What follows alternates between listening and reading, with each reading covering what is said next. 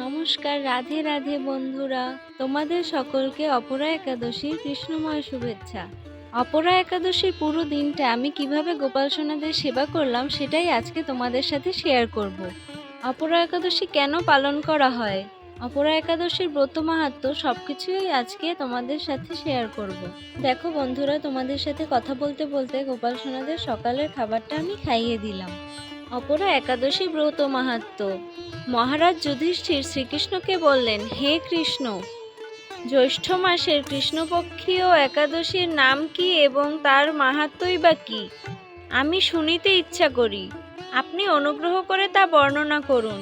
কৃষ্ণ বললেন, হে মহারাজ, মানুষের মঙ্গলের জন্য আপনি খুব ভালো প্রশ্ন করেছেন। বহু পুণ্য প্রদানকারী, মহাপাপ বিনাশকারী ও বহু পুত্র দানকারী এই একাদশী অপরা একাদশী নামে খ্যাত। এই ব্রত পালনকারী ব্যক্তি জগতে প্রসিদ্ধি লাভ করে।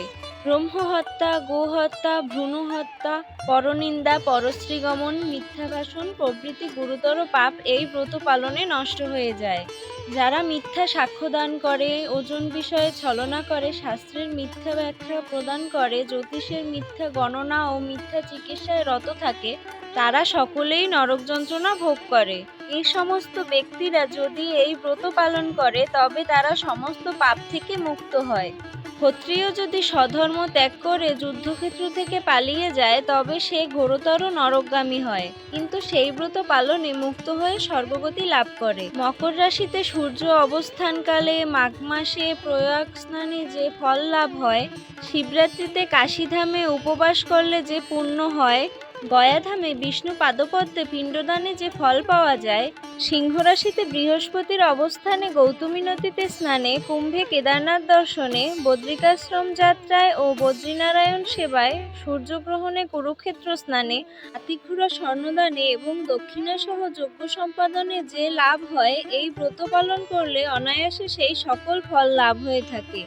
এই অপরা ব্রত পাপরূপ বৃক্ষের কুঠার স্বরূপ, পাপরূপ কাষ্ঠের দাবাগ্নির মতো, পাপরূপ অন্ধকারের সূর্য সদৃশ্য এবং পাপহস্তির সিংহস্বরূপ।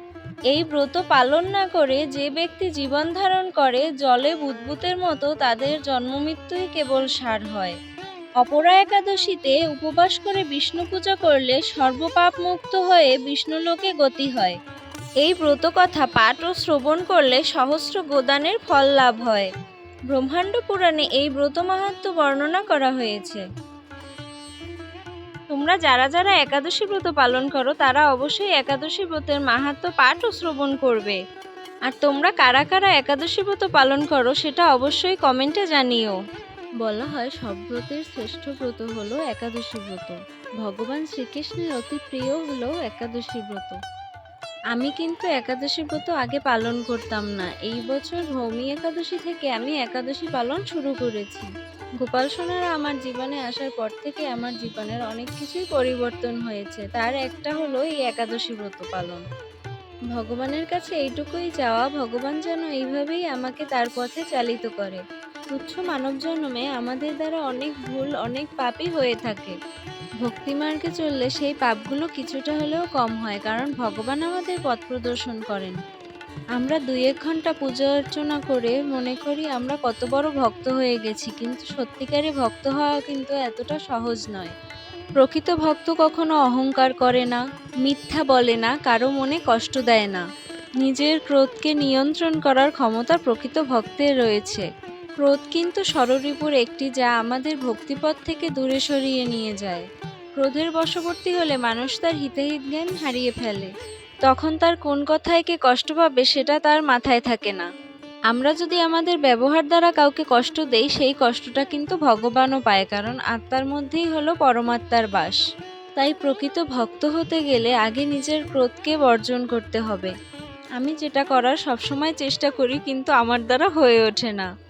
আমার মা সবসময় বলে, এত রাগ থাকলে বৈষ্ণব হওয়া যায় না। যাই হোক, আমি চেষ্টা করছি আমার মধ্যে থাকা ত্রুটিগুলোকে দূর করার। একেবারেই তো হবে না, একটু সময় দিতে হবে, কিন্তু হার মানলে চলবে না। আগে আমি ভবিষ্যৎ নিয়ে অনেক চিন্তা ভাবনা করতাম, কিভাবে কি হবে, কি করলে কি হবে, কেন আমার সাথে এমন হলো। কিন্তু এখন আমি ধীরে ধীরে শিখছি কি করে সবটা ভগবানের উপর ছেড়ে দিতে হয়। ভগবান সর্বদাই তার ভক্তের জন্য শ্রেষ্ঠ পরিকল্পনা করে রাখেন। হ্যাঁ, একটু কষ্ট হবে ঠিকই, কিন্তু তোমার জন্য যেটা ভালো সেটাই ভগবান করবেন। ওই যে একটা কথা আছে না, ঈশ্বর যা করেন মঙ্গলের জন্যই করেন। আমি এখন আর ভগবানের কাছে কিছু চাই না। ভগবান তো অন্তর্যামী, আমাদের কি দরকার সেটা তো সে খুব ভালো করেই জানে।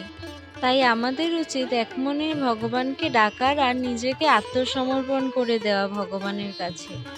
তারপর বাকিটা তিনি বুঝে নেবেন। ভক্তবৎসল ভগবান তার ভক্তের কষ্ট কখনোই সহ্য করতে পারেন না। হ্যাঁ, মাঝে মাঝে পরীক্ষা নেন ঠিকই, কিন্তু শেষে আবার তিনিই রক্ষা করেন। কথা বলতে বলতে আজকের ভিডিও শেষ পর্যায়ে চলে এসেছি। ভিডিওটা কেমন লাগলো কমেন্টে জানাতে ভুলো না। তোমাদের লং ভিডিও দেখতে ভালো লাগছে কিনা সেটাও কমেন্ট করে জানিও। এরপরে তোমরা কোন ধরনের ভিডিও চাও সেটাও জানাতে ভুলো না। কমেন্টে রাধে রাধে লিখতে ভুলো না কিন্তু। ভিডিওটা ভালো লাগলে লাইক কমেন্ট শেয়ার করে দিও। সকলে ভালো থেকো এবং এভাবেই কৃষ্ণ ভাবনায় জুড়ে থেকো। রাধে রাধে, হরে কৃষ্ণ।